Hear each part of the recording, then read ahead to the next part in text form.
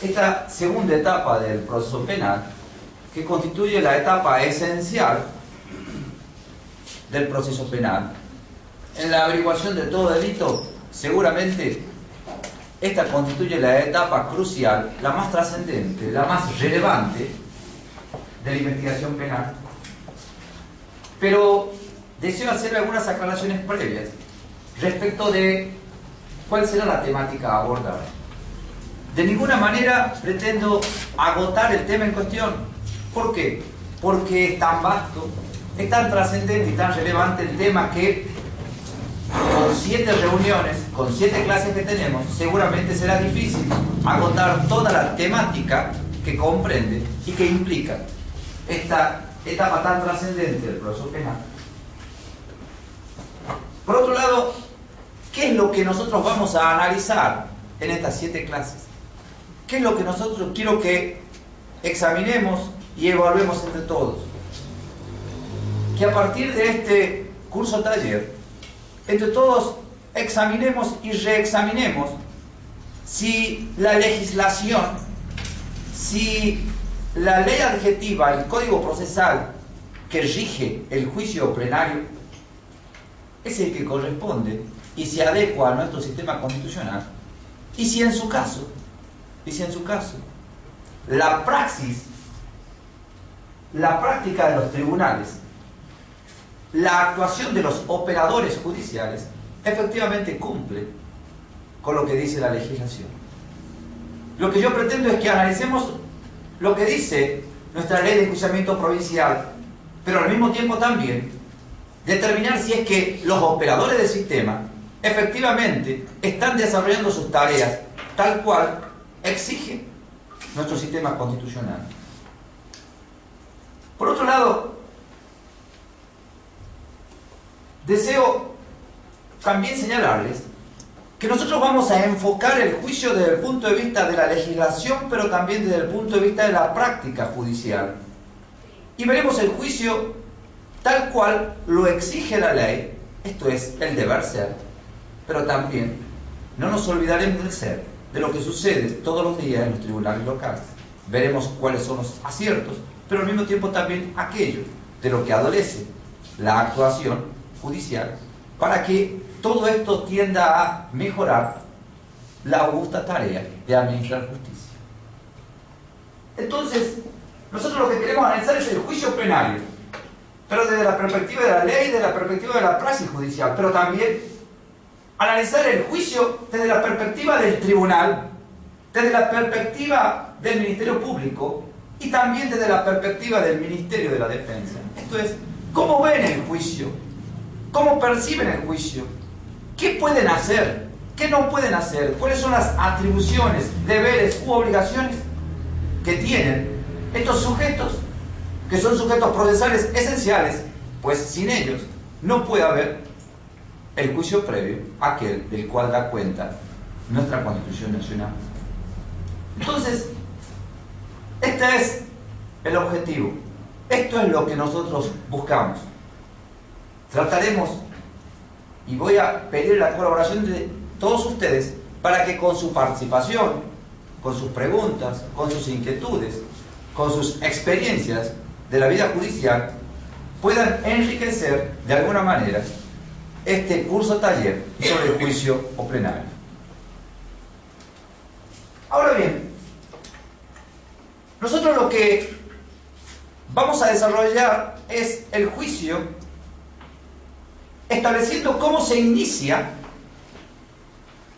cómo se desarrolla y cómo culmina el mismo a través de estas 7 clases.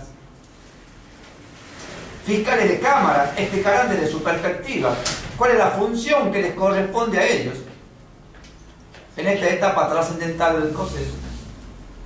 Defensores penales harán lo propio, como así también representantes del Ministerio Popular como el asesor de menores, para que, si bien tiene una actuación limitada, puedan entender qué es lo que debe hacer en un proceso penal el asesor de menores y por qué no debe faltar, en muchos casos, este representante del Ministerio Público que se encuentra dentro de ese grupo de funcionarios que integra el Ministerio Público.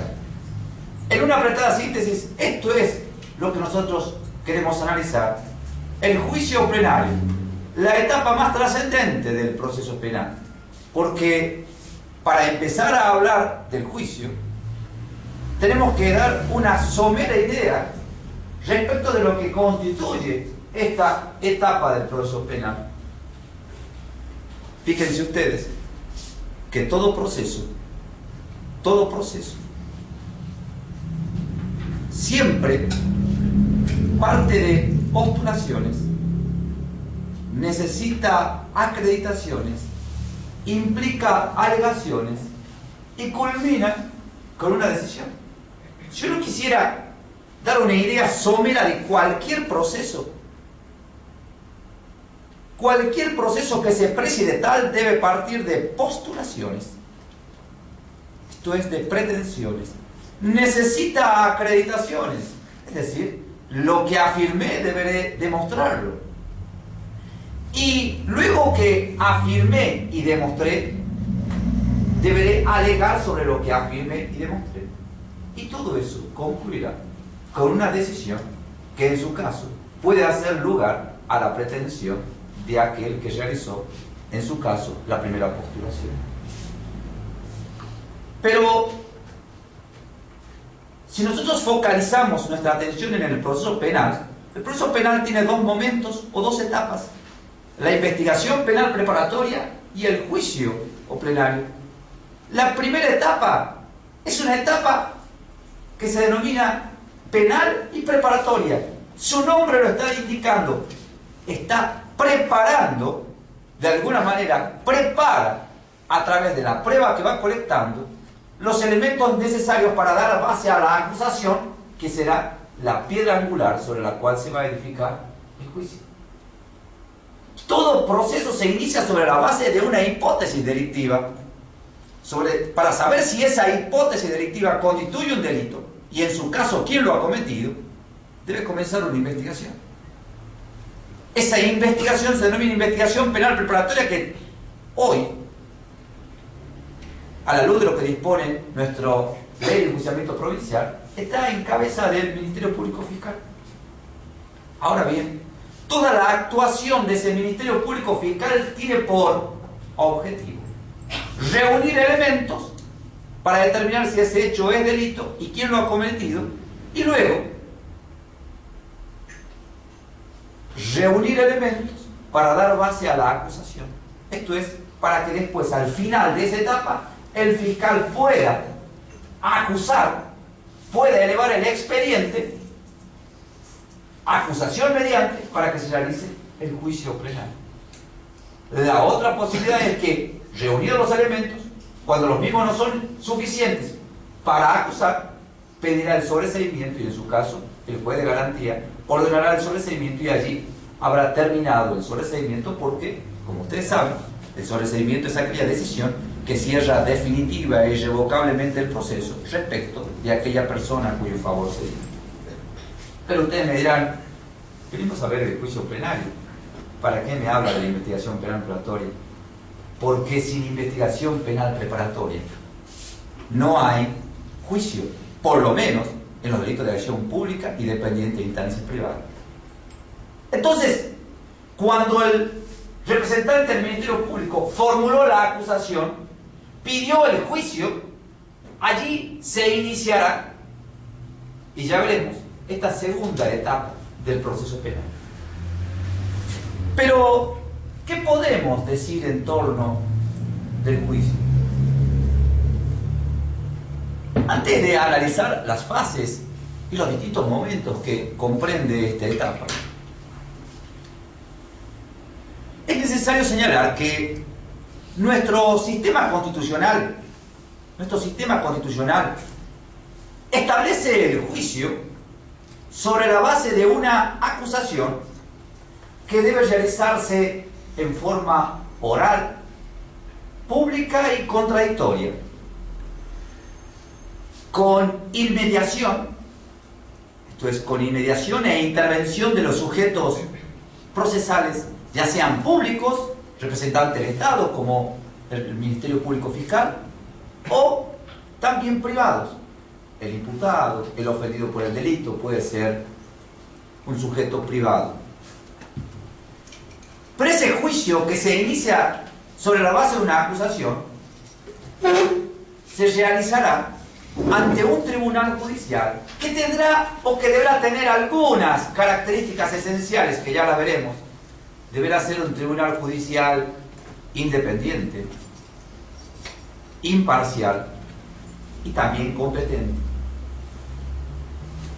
Y ese tribunal deberá garantizarles a esos sujetos que intervienen en el proceso, generalmente acusador y acusado, deberá garantizarles la igualdad procesal. La paridad de armas deberá garantizarles en esta etapa del proceso. Y este tribunal, al cabo del juicio, decidirá equitativamente, deberá decidir equitativamente sobre el fundamento de la acusación. ¿Y qué decidirá? Deberá hacerlo con certeza respecto de la prueba recibida y analizada en el debate. Deberá resolver con certeza positiva para poder aplicar una pena a una persona, para poder ordenar una sentencia condenatoria y en su caso imponer una pena. Y si esa certeza no es posible lograr, ordenará la absolución de la persona sometida a proceso. Y acá fíjense, en esta idea del juicio, habrá que tener en cuenta algunas cuestiones importantes. Por un lado, la acusación. Por otro lado, que el tribunal debe ser imparcial. Por otro lado, la igualdad de las partes. Además, que todo debe resolverse sobre la base de pruebas recibidas en el debate. Y que por último también debe existir certeza. Esto es, que sin duda alguna el tribunal debe estar convencido de la existencia material del hecho y de la participación del imputado para ordenar una sentencia condenatoria. Pero además, este modelo constitucional exige la identidad física del juzgador, esto es, que sea el mismo juez el que realizó el debate, el que dicte la sentencia. Y por otro lado, se exige continuidad, la mayor cantidad de actos posible, en el menor tiempo posible.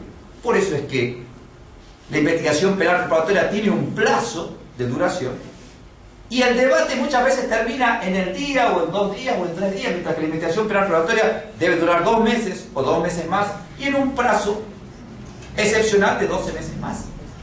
¿Por qué?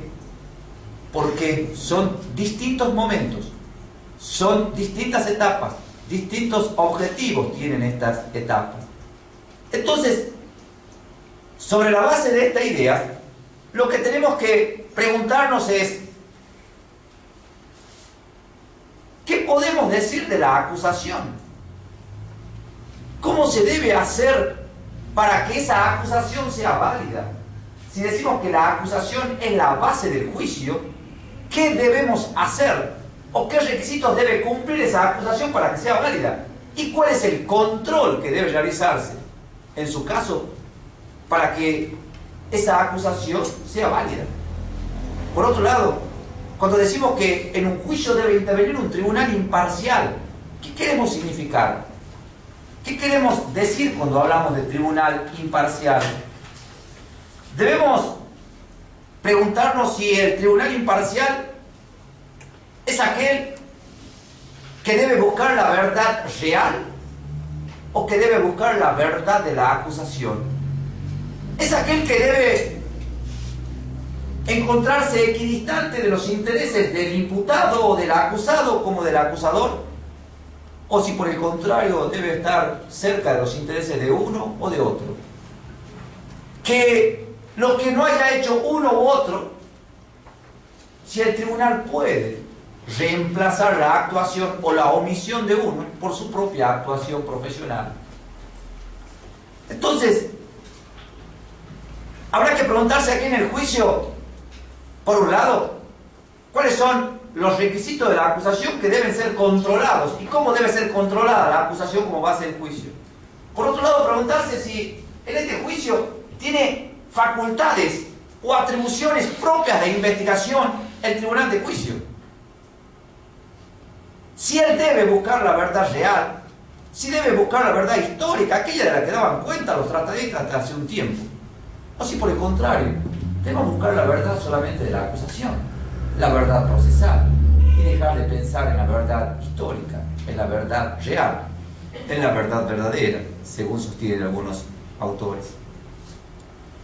Ahora bien, por otro lado, debe tenerse presente que aquí en el juicio se dará algo trascendente y que no se logra,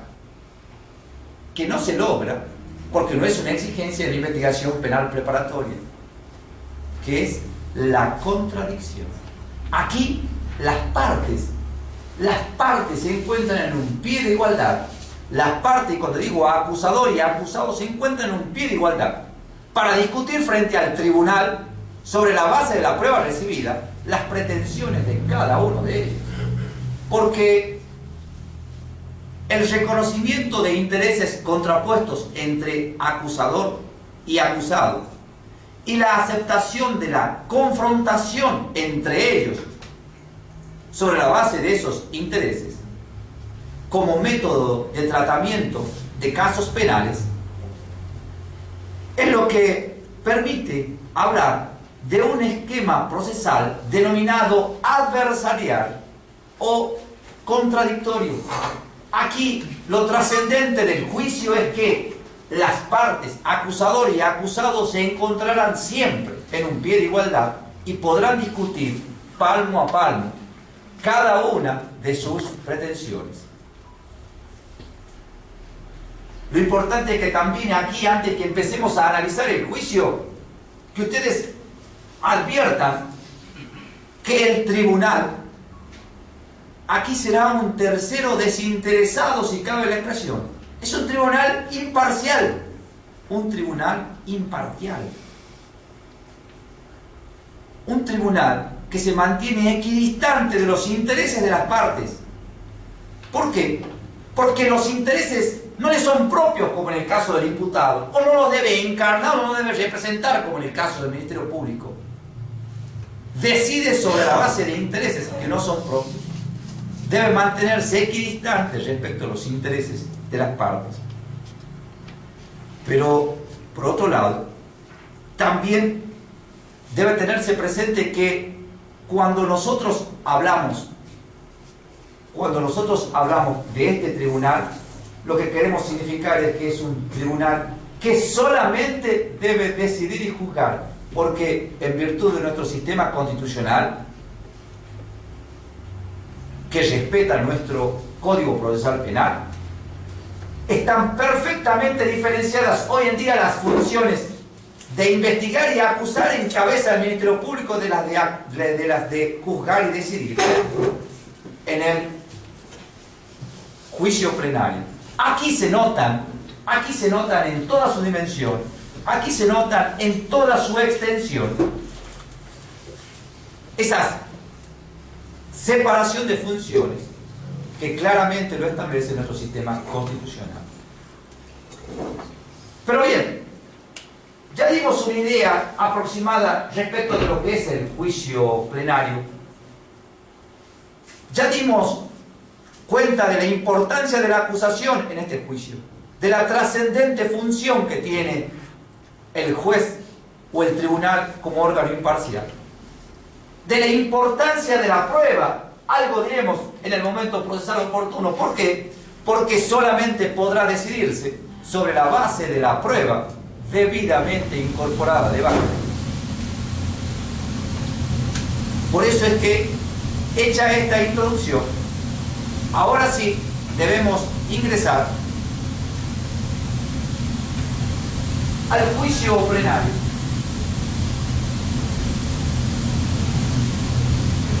Este juicio, esta etapa consagrada como instrumento jurídico necesario por nuestra Carta Magna, Tiene tres fases.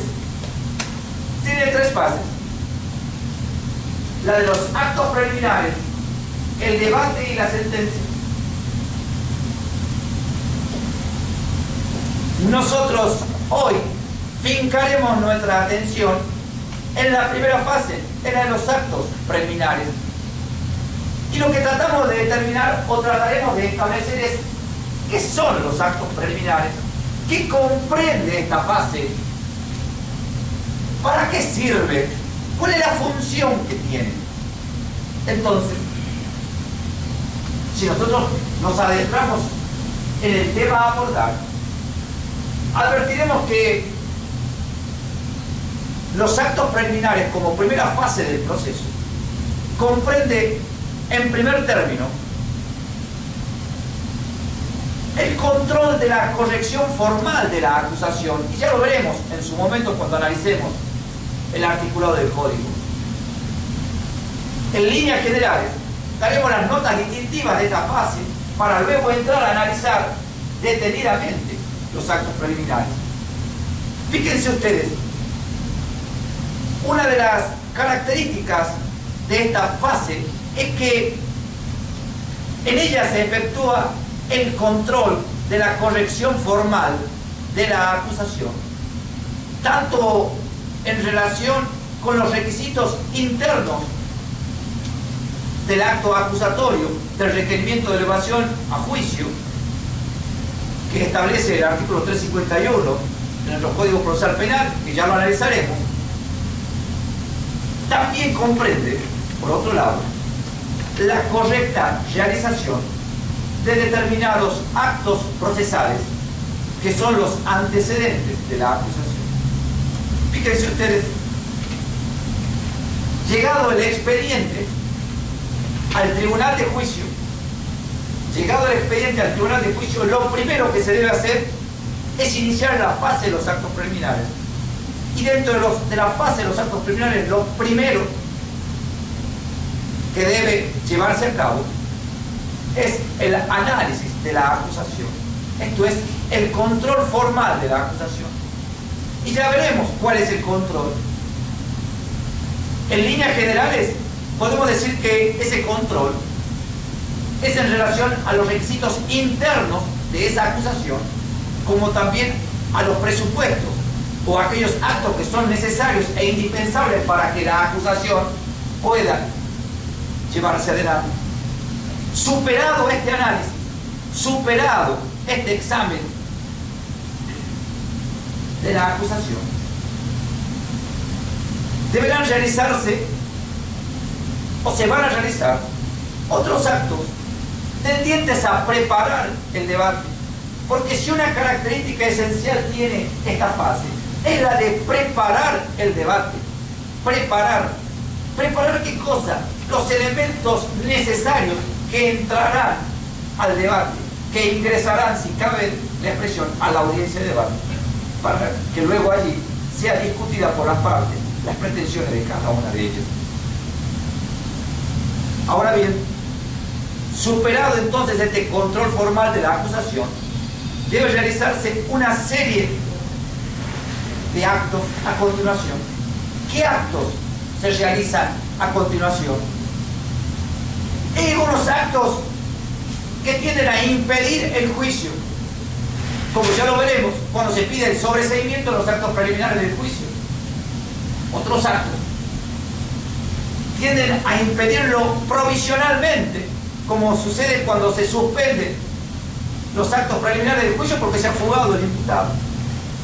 También existen otros actos que tienden a posibilitar la realización del juicio. Por ejemplo, la citación a juicio, el ofrecimiento de pruebas. Además existen otros actos que tienden a facilitar el desarrollo del juicio. Por ejemplo, cuando se integra el tribunal, cuando se ofrece prueba, cuando se designa la audiencia, la fecha de la audiencia. Todo esto comprende los actos preliminares, un conjunto de actos que tiende a preparar el debate. Pero aquí se notará ya aquellas características que les daba respecto de la imparcialidad del tribunal, en esta fase ya se notará una limitación de las atribuciones probatorias del tribunal. El tribunal de juicio no podrá, y ya lo veremos en su momento, aportar pruebas por sí, en detrimento o en defecto de la omisión de las partes o de lo que no hicieron las partes. El tribunal no puede. ¿Por qué? Porque aquí en toda su dimensión, se exige, como se le exige en todo el proceso penal, pero aquí se nota con mayor amplitud la exigencia de la imparcialidad del tribunal. Existen limitaciones de las atribuciones probatorias ex oficio. No pueden existir pruebas ofrecidas, ordenadas o dispuestas por el tribunal para que en su caso llegue al juicio. Ahora bien, en esta fase uno se preguntará ¿qué recursos pueden utilizarse? El único recurso que cabe es el recurso de reposición. Es el único recurso que cabe en esta fase, el recurso de reposición, el cual se resuelve sin trámite alguno. Ahora bien, ¿qué posibilidades tengo si ese recurso de reposición no se hizo lugar? El agraviado en su caso, y llegado el momento, podrá plantear, luego de la sentencia, el recurso de casación pertinente, teniendo en cuenta este agravio al que no se le hizo lugar a través de esta vía de impugnación. Pero así como existe una limitación y que solamente se puede plantear recursos de reposición en esta fase, no hay limitación impugnativa para el encarcelamiento preventivo. Aquel que está privado de la libertad no tiene durante esta fase limitación impugnativa alguna. ¿Limitación impugnativa alguna respecto de qué? Respecto de la existencia del hecho y respecto también de la calificación legal. Esto es lo que sostiene la jurisprudencia hoy en día. Los tribunales están resolviendo. Sí, es cierto, existe una limitación, solamente puede plantearse recursos de reposición, pero cuando haya encarcelamiento preventivo, esto es, cuando una persona esté privada de la libertad, llegue a juicio privada de la libertad, no existe limitación impugnativa en cuanto a la existencia del hecho, en cuanto a la calificación legal. Ahora bien, por otro lado, en esta fase, los actos se encuentran reservados. Los actos se encuentran reservados para aquellos que no son partes. Para las partes, los actos no son reservados porque ya tienen interés en su efectivización, en su realización, y ningún acto se puede realizar sin su intervención. Pero también debe tenerse presente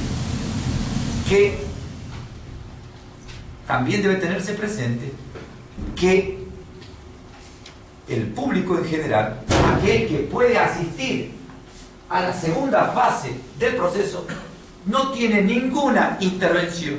No puede, las actuaciones son reservadas para el público en general en esta fase, pero no son reservadas para las partes, para aquellos que tienen intereses concretos en el objeto procesal. Ahora bien, otra particularidad que tiene esta fase es que los jueces que intervienen en esta fase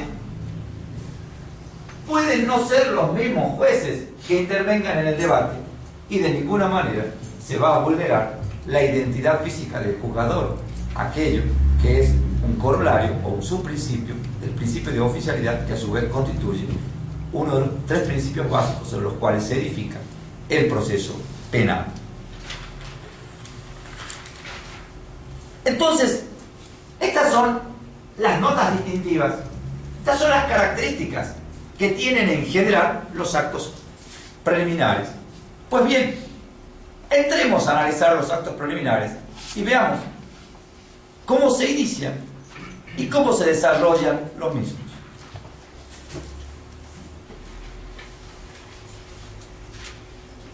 Ustedes represéntense que el expediente acaba de llegar e ingresa por mesa de entrada al tribunal de juicio. El primer examen que debe hacerse es este, el del control de la acusación. Este es el primer examen que debe realizarse. Y fíjense ustedes, que no es cualquier examen, porque de este examen previo, resultará si el expediente sigue su trámite y en su caso llega a juicio, o si por el contrario, por no cumplir con los requisitos establecidos por la ley, debe devolverse a aquel órgano judicial que lo haya remitido. Por eso es que el artículo 356 establece una serie de recaudos que ya los analizaremos a continuación. Nosotros decimos que se debe realizar el control de la acusación. El primer paso es el control de la acusación. Y ustedes me preguntarán, ¿pero qué es la acusación? Y la acusación no es otra cosa que la atribución fundada que realiza el Ministerio Público y que formula contra una persona determinada e individualizada, a quien le atribuye, a quien le reprocha, a quien le endilga la comisión de un hecho que es disvalioso para el derecho penal. Persona respecto de la cual pide que se realice el juicio, para que en el juicio él intente probar la responsabilidad penal y en su caso para que el tribunal imparcial condene a esa persona a la pena que él solicita en su caso. Esta es la acusación. Esta es la acusación de la cual se habla y que constituye la base, la piedra angular. Todo juicio necesita de una acusación. ¿Saben por qué? ¿Por qué no puede haber juicio sin acusación? Porque lo exige nuestra Constitución Nacional. Nuestra Constitución Nacional, en el artículo 60 y 115, establece claramente la secuencia: acusación, juicio y castigo. No puede haber acusación, juicio y castigo. No puede haber un juicio sin una acusación. También los pactos y tratados internacionales sobre derechos humanos hacen referencia: no puede haber juicio sin acusación. Entonces, lo primero que debe hacerse en la fase de los actos preliminares, lo primero que debe hacer el tribunal de juicio es el control de la acusación. El tema pasa por establecer cuál es el control que debe llevarse a cabo. ¿Qué control debe materializarse? Y en realidad, cuando nosotros hablamos de ese control, es necesario tener en cuenta que el control de la acusación persigue dos fines.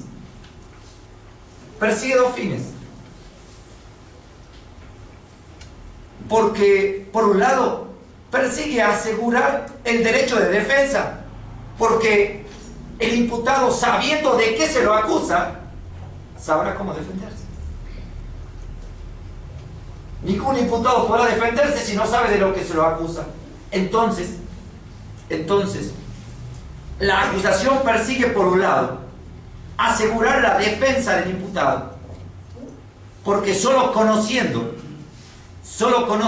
aquello de lo que se lo acusa, él podrá defenderse. Pero por otro lado también, ¿qué persigue la acusación? Ese control de la acusación: posibilitar o asegurar la condición de tercero del tribunal. Es decir, asegurar la intervención de un órgano que será imparcial, que será un tercero desinteresado en el conflicto entre acusador y acusado. Entonces, al satisfacer el derecho del imputado a conocer la acusación y al darle intervención de esa acusación al tribunal imparcial, ¿qué se está garantizando? Se está garantizando un juicio equitativo. No digo un juicio justo, un juicio equitativo. Ahora bien,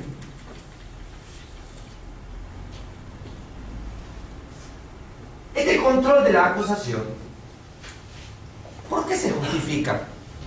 Fíjense ustedes, dice esta norma que el tribunal, cuando recibe el proceso, verifica el cumplimiento de lo dispuesto en el artículo 351 y 353. ¿Qué verifica? Lo primero que hace el tribunal es verificar si el requerimiento de elevación a juicio, si la acusación formulada por el fiscal de instrucción reúne los requisitos del artículo 351. Esto es, si está perfectamente individualizado el imputado, si hay una relación clara, precisa, circunstanciada y específica del hecho, si está fundada esa acusación y la calificación legal. Eso es lo que verifica. Y luego dice, verifica el cumplimiento del artículo 351, es decir, si la acusación ha sido correctamente realizada. Nada más. O en su caso, dice lo dispuesto por el artículo 353. ¿Por qué? Porque el requerimiento de elevación a juicio lo puede realizar el fiscal de instrucción y él es el que acusa. Pero cuando realiza el requerimiento de elevación a juicio, tiene que notificarle a la defensa. Y la defensa a veces se opone a ese requerimiento de elevación a juicio. Y en su caso, el expediente será remitido al juez de garantía, que si hace lugar a lo que sostiene el Ministerio Público, en su caso, elevará la causa a través de lo que se denomina el auto de elevación a juicio. Entonces, por eso es que lo primero que hace el tribunal cuando el expediente llega es verificar el cumplimiento del requerimiento, de los requisitos del requerimiento de elevación a juicio y del auto de elevación a juicio. Verificar el cumplimiento de esos requisitos. Es decir, ¿qué verificará respecto de la acusación? Verificar, o lo que trata de evitar es aquellos defectos propios del acto acusatorio que adolezca de alguno de los vicios. Entonces está perfectamente individualizado el imputado. El hecho no es claro, no es circunstanciado. Pero también podrá analizar el acto acusatorio o aquellos que son sus presupuestos. La declaración del imputado. La declaración del imputado, por ejemplo, es el presupuesto. Es necesario, no puede haber acusación si previamente no existe declaración del imputado. Y si la declaración del imputado adolece de vicios, seguramente va a contaminar este acto acusatorio. Y por ello es que también el tribunal de juicio, en el control de la acusación, deberá devolver, en su caso, el escrito acusatorio. Fíjense, el tribunal recibe el proceso y verifica el cumplimiento de la acusación por el fiscal o el auto de elevación a juicio por el tribunal de juicio. Si no se ha cumplido, ¿qué hace? Ordena la nulidad de oficio sin que nadie se lo pida. ¿Y qué hace? Devuelve el expediente al fiscal de instrucción, según quien haya sido el que ha realizado el requerimiento de elevación a juicio, o, si por el contrario, el auto de elevación a juicio lo ha realizado un juez de control de garantía, será remitido a ese magistrado. Ojo, aquí hay que tener presente que no se realiza cualquier control. Por ejemplo, nosotros lo que decimos es que el control se realiza por un lado para evitar defectos propios del acto acusatorio de su presupuesto, pero por otro lado, también lo que decimos es que lo que se trata a través de este control es de impedir el avance del procedimiento, que el procedimiento siga avanzando a situaciones en donde exista una ilegalidad sustancial, como por ejemplo que el proceso siga con el control de la acusación y no se haya advertido que se está vulnerando el principio de la prohibición de la doble persecución penal, el principio del non bis in idem, o también que por no controlarse la acusación se advierta mucho más adelante que hay una falta de acción. Doctor, disculpe. Sí. ¿Usted cree que ahí tendría que funcionar otro juez que no fuera el tribunal? Porque en el cumplimiento de la acusación ya se empezó a contaminar. A mí me parece que desde la fase crítica y todo lo que constituye los actos preliminares debería intervenir otro órgano. Porque si nosotros decimos propugnamos y bregamos por la imparcialidad del tribunal, pero como bien lo plantea la doctora, el tribunal, cuando ya entra a analizar el acto acusatorio, ya empieza, si cabe la expresión, a tomar posición respecto de ese acto procesal. Entonces, debiera existir en este periodo, en esta fase de los actos preliminares, como lo establecen otras legislaciones provinciales, un juez distinto que analice. ¿Para qué? Para que el tribunal que realice el debate entre sin contaminación, esto es, sin influencia alguna, respecto de la lectura que previamente pudo haber realizado de algún acto procesal como el del requerimiento de elevación a juicio. Ahora bien, este no es cualquier control, porque no es un control de todo el acto acusatorio. ¿Por qué? Porque ese control, sí. Disculpe, doctor, cuando controla el fundamento de la acusación, ¿es solamente un control formal, es decir, que la acusación exista, o puede haber también un control interno de que la acusación no sea arbitraria y que haya sido fundamentada de manera debida? A eso iba. Por un lado, lo que nosotros decíamos es que tratamos de evitar los defectos propios del acto acusatorio, de sus presupuestos, y de impedir que el procedimiento siga cuando haya alguna ilegalidad sustancial. Pero ese control no alcanza a la suficiencia de su fundamento fáctico. No puede entrar a esa. No puede. ¿Por qué? ¿Por qué no puede analizar la consistencia o inconsistencia de la prueba que la sustenta? Porque ello sería prejuzgar. Porque ello sería prejuzgar. Y cuando estoy prejuzgando, estoy dejando de ser imparcial. Estoy dejando de mantenerme equidistante de los intereses de uno u otro. Por ello es que se propugna que sea otro tribunal el que realice el control de la acusación o la actuación en esta fase preliminar del juicio. Además, tengan presente que ya hubo una oportunidad en la fase crítica. En esa fase crítica ya existió la posibilidad de discutir los fundamentos de la acusación, de manera tal que, en su caso, pareciera que ya no tiene sentido analizar la misma. Ahora bien, como esa acusación no es válida, debe devolverse. ¿Y devolverse para qué? Deberá devolverse y retrotraerse el proceso. El proceso, si cabe la expresión, vuelve hacia atrás. ¿Hasta dónde? Hasta donde se encuentra el acto viciado. ¿Para qué? Para que se restituya el acto viciado, y una vez restituido el acto viciado y formulada la acusación, llegue nuevamente a la fase de los actos preliminares.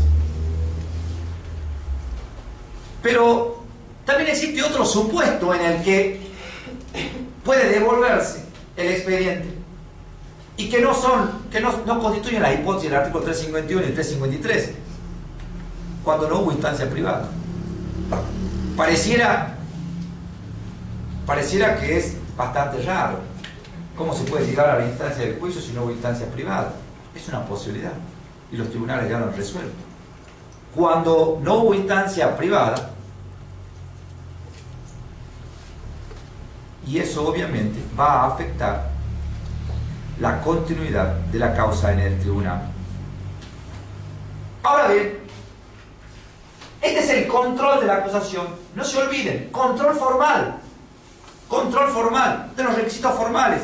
No hacemos un control respecto del fundamento, de la plausibilidad de las pruebas, de la eficacia conviccional de las pruebas. No decimos si son más o menos relevantes. No podría hacerlo el tribunal, porque en su caso estaría prejuzgando.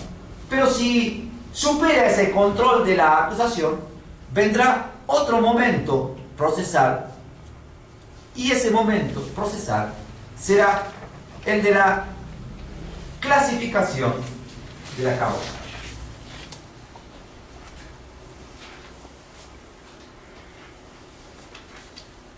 Fíjense ustedes lo que dice esta norma respecto de la clasificación de la causa, que no es otra cosa que la integración del tribunal.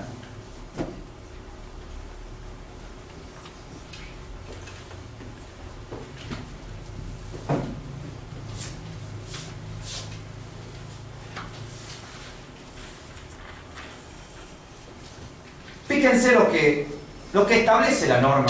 Este es el paso siguiente. Controlamos la acusación. Superó ese control. ¿Qué debe hacerse?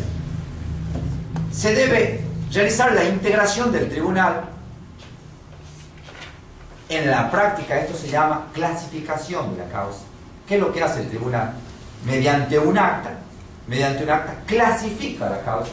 Esto es, clasifica la causa, y esa clasificación de la causa tiene una sola finalidad: asignar el ejercicio de la jurisdicción, ya sea en salas unipersonales o a la Cámara en colegio. Fíjense ustedes que a través de esta norma, a través de esta clasificación, y cuando se integra el tribunal va a decidir si va a intervenir en colegio o si solamente lo intervendrá en ese juicio uno de los integrantes del tribunal. Para saber cuándo intervienen las salas unipersonales o cuándo interviene en colegio, habrá que ir a la parte general de nuestra ley adjetiva, artículos 28, 29 y concordantes de nuestro Código Procesal Penal. ¿Por qué? Porque pareciera que la regla es que el tribunal actúe en el ejercicio unipersonal de la jurisdicción. Y la excepción es que actúe en colegio. ¿Y cuándo va a actuar en colegio? Dice el artículo 29 de nuestro Código Procesal Penal que va a actuar en colegio cuando se trate de causas complejas, cuando superen la pena de 15 años de prisión o reclusión, teniendo en cuenta las reglas de concurso, y también cuando notificado el imputado, la defensa o el Ministerio Público se opusiere al ejercicio unipersonal de la jurisdicción. Son las tres únicas hipótesis que llevan a que los debates se realicen mediante el ejercicio de la Cámara, el ejercicio de la jurisdicción de la Cámara en colegio. Es importante destacar que el ejercicio unipersonal de la jurisdicción es inflexible cuando hablamos de delitos correccionales. Cuando hablamos de delitos correccionales, el ejercicio unipersonal de la jurisdicción es inflexible. ¿Por qué? Porque la competencia está solamente para delitos correccionales. Esto es, delitos hasta 5 años de prisión, multa o inhabilitación. Ahora bien, los delitos en la práctica tribunalicia, la mayor cantidad de causas se tramitan a través de salas unipersonales en defecto de los tribunales, de las cámaras en colegio. ¿Y esto qué ha permitido? Un mayor volumen de debates. Un porcentaje inferior de causas se tramitan en algunos tribunales de juicio como cámara, como colegio. ¿Por qué? Porque casi todas las causas no llegan a los 15 años de prisión o reclusión, tampoco son causas complejas. Y alguna vez, excepcionalmente, el imputado o la defensa se opuso a la intervención de un juez para que intervenga solo en la causa e intervenga en el colegio, pero casi últimamente no están haciendo uso de esa facultad. Ahora, el tema pasa por establecer cuándo una causa es compleja, porque decimos que la Cámara en colegio va a intervenir cuando la causa sea compleja. Y cuando presente complicaciones o dificultades fácticas o jurídicas, allí podremos decir que estamos en presencia de una causa compleja. Ahora bien, cuando el tribunal clasifica como sala unipersonal o como Cámara en colegio, notifica a la defensa del imputado, al imputado y al Ministerio Público. ¿Qué tiene? 24 horas para prestar conformidad o para oponerse al ejercicio unipersonal de la jurisdicción. Con una particularidad: no es necesario que exprese su negativa, su silencio. Importará que está aceptando el tribunal que va a intervenir en la causa correspondiente al sujeto procesal de que se trata. Es necesario tener presente que esta clasificación de la causa es muy importante. ¿Por qué? Porque a partir de ese momento, cada cámara tiene sus propios instructores, que son los empleados. Cada empleado va a tomar una causa y a partir de ese momento él será el encargado de llevar la causa hasta el momento del debate. Continuará en el debate e inclusive hasta después de realizado el debate. Él será el encargado, así como existen los instructores en la Fiscalía de Instrucción, también en las cámaras de juicio en general existe cada expediente tiene su propio instructor. ¿Cuándo se entrega ese expediente? Algunos tribunales lo entregan antes del control de la acusación, otros lo entregan después de la integración del tribunal.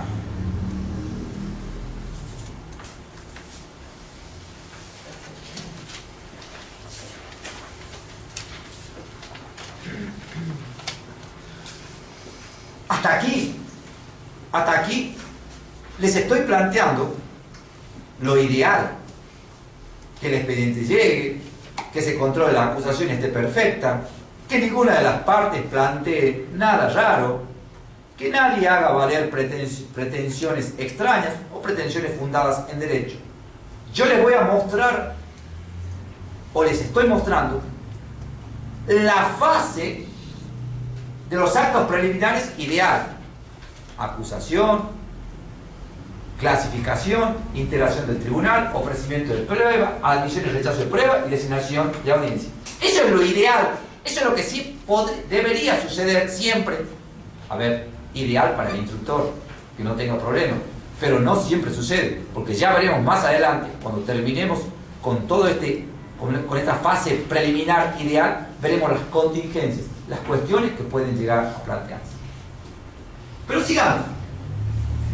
Ya hemos controlado la acusación, ya hemos clasificado la causa, ya tenemos juez. Entonces, viene